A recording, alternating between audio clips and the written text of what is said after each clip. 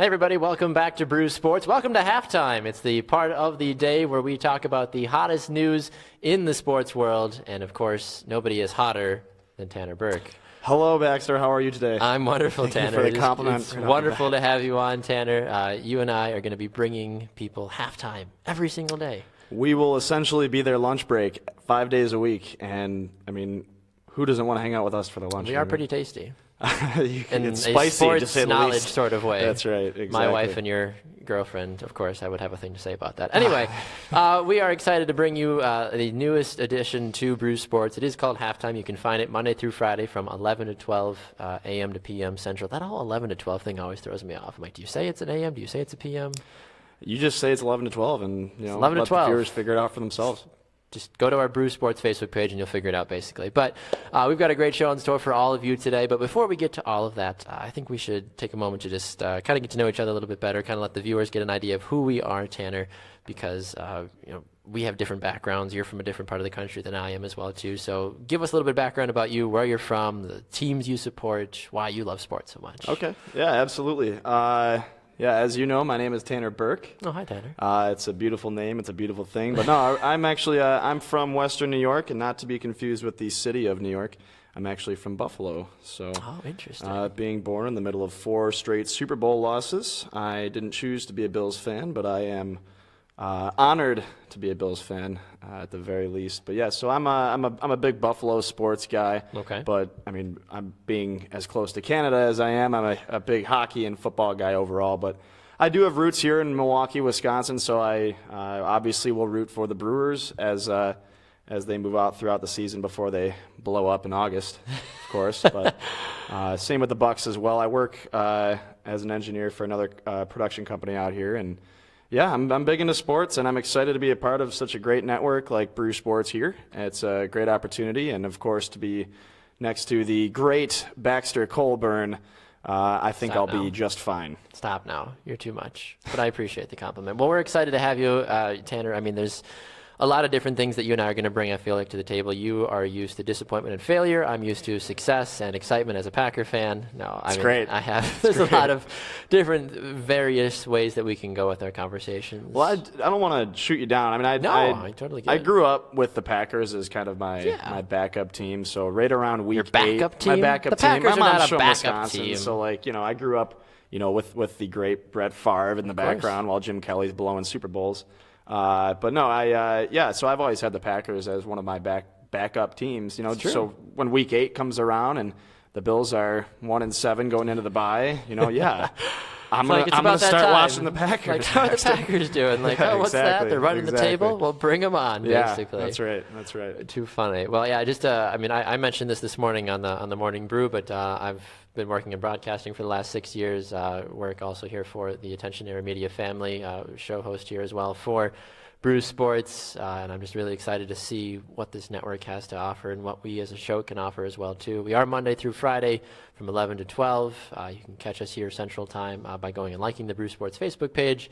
Definitely drop some comments. We've already had people chiming in. Aaron says that Buffalo is a great city. Sorry to hear that you're a Bills fan. That's tough. Ha ha. It is what it is at this point. Jimmy says, woohoo, Packers. So, I mean, people are divided already, apparently, as we start the show. That's not a bad thing. No, of course not. I do support the Packers. I do generally support all Wisconsin sports as a whole, but the Brewers are a hard team to consistently support. I'm not a baseball fan, so that makes it more difficult, I feel like. Okay.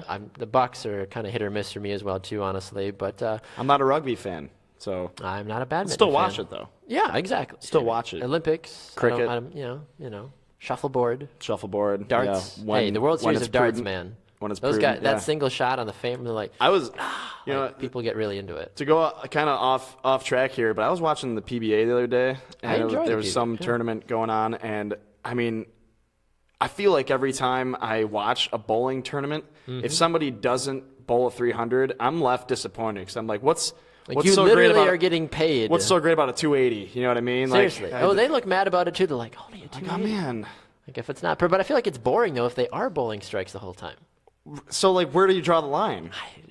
Between 285 it's and like 300, it's like being a Patriots fan and then, watching them lose in the first round of the playoffs. It's like, great. Yeah. They don't win another Super Bowl. We expect better. We've already won 5 Super Bowls. We need more. Unbelievable. Greedy people. Tom Grady. Tom Grady, whoever he is. All right, so let's move along here with the show, Tanner. Big news this morning, if you haven't heard yet, is that Kevin Durant is out indefinitely. That's a strange word, indefinitely. Indefinitely, it's tough to really... Because what's his face there for Duke? Oh my gosh, Grayson Allen was out indefinitely for a game.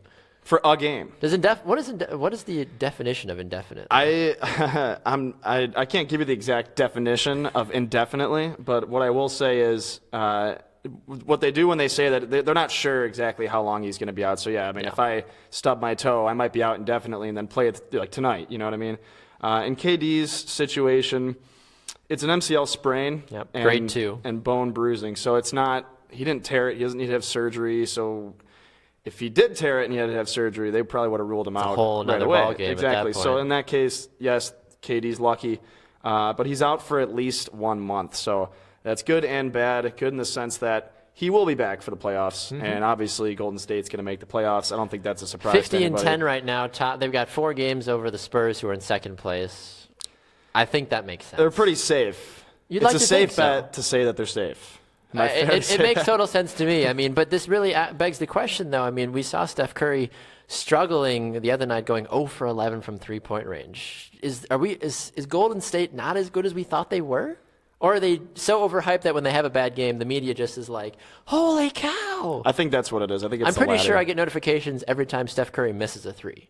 He's not a perfect player, guys. He's going to miss shots. It's true. It happens. There are nights where you'll have a bad game, and basketball is one of those sports where you can afford to lose a game. Yeah. You can afford to have a bad game. Warriors have lost 10 already. Yeah, I mean, say Tom Brady on the other side. I hate going back to Tom Brady, but he's a perfect example because he's such a great quarterback. He is. And if he has a bad game, the media is going to be all over him too, saying like, "Oh, is he over? Is he done with? Is this his last season?" Yeah. And then he comes out of a 4-game suspension and wins the Super Bowl, plays better than he ever has his entire career. So. No, I would agree with you on that one. I mean, basketball is such a funny sport. I'm not a huge basketball fan, but I follow it enough to know. But I mean, why are people not as critical about Russell Westbrook when he doesn't get a triple-double? Why is that not the end of the world? He's got, 19 now or something, like 18 or 19 triple-doubles this year? He's got a double-double, and everyone's like, oh, he's had a terrible game. Yeah.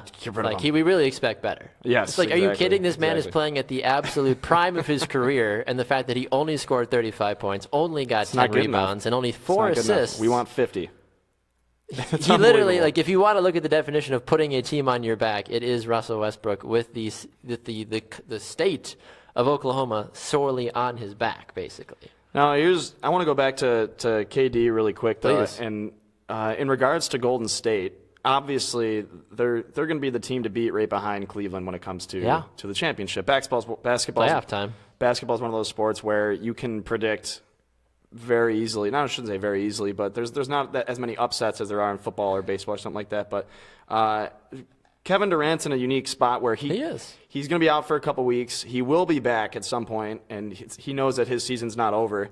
Now, the problem is, the fact that, yes, he is a perfect complement to Steph Curry, Draymond Green, Klay Thompson. Now, where the problem runs in is, will they be challenged to keep that home court advantage? Now, that may play into a factor of moving into the playoffs and trying to win a championship. But they've been so good at home this year too. They've only lost 3 games at home, and they've only lost 7 games on the road.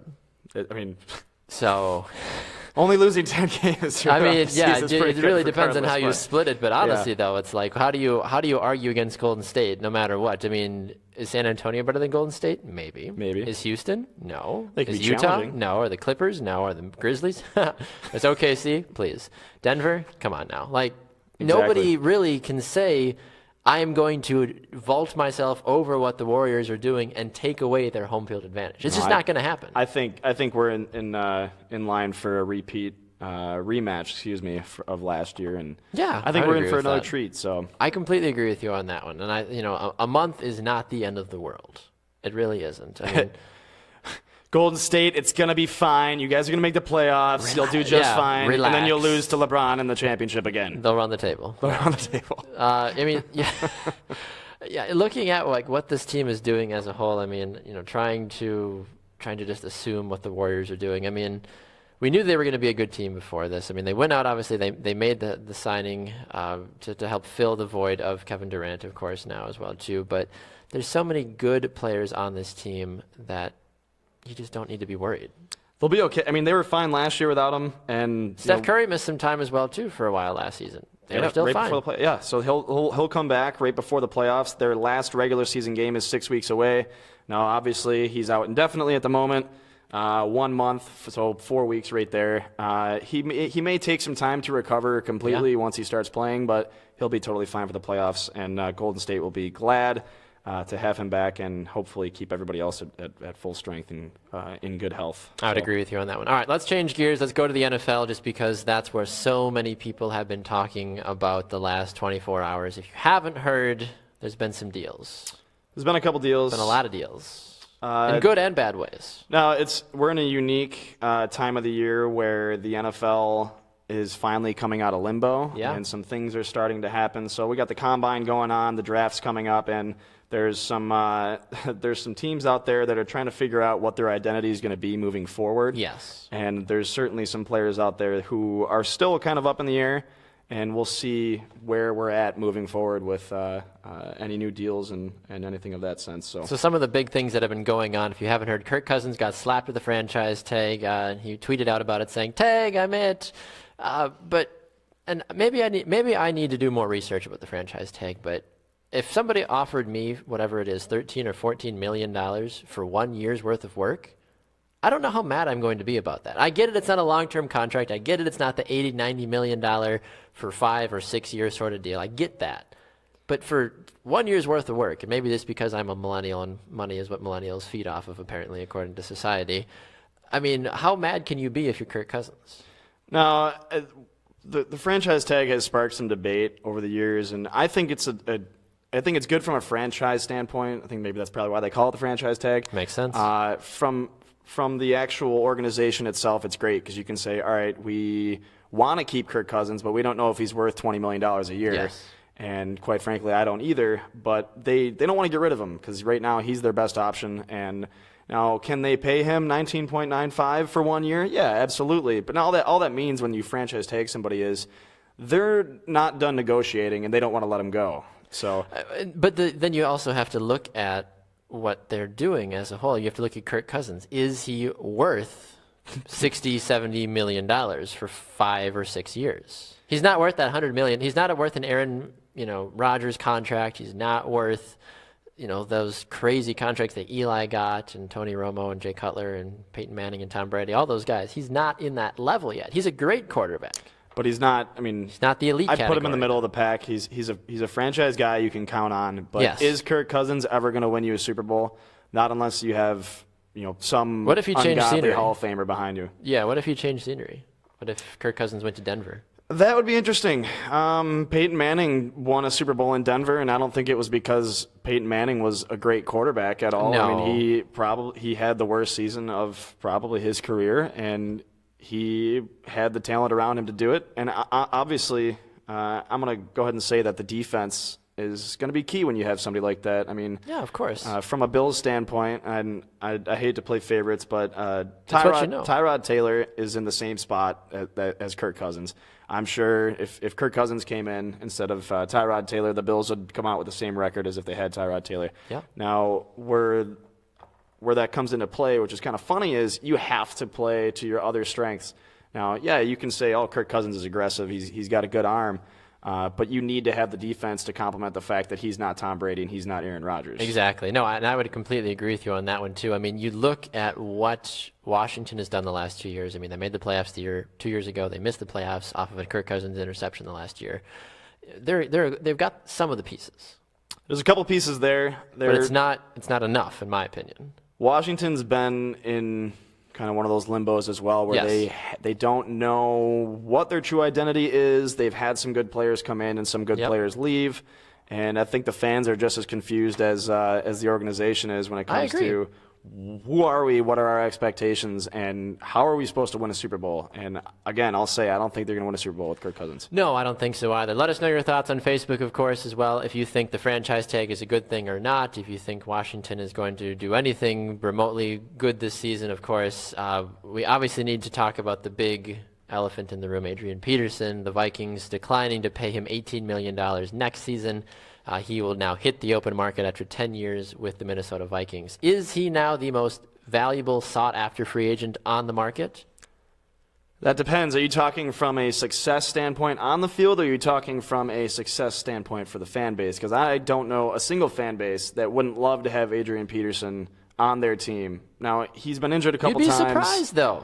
I was listening. Okay, and I was listening to the Rich Eisen show yesterday. This is how I heard about this, but he said that he was getting torn apart on Twitter by Packer fans that said, "We don't want him." Those are the same fans that would be totally behind him when he scores his first touchdown in week 2. Of course, be like, "Greatest addition ever, Ted Thompson, genius." And that's the thing that bothers me, though, for Packer fans as well too, or just the NFC North as a whole.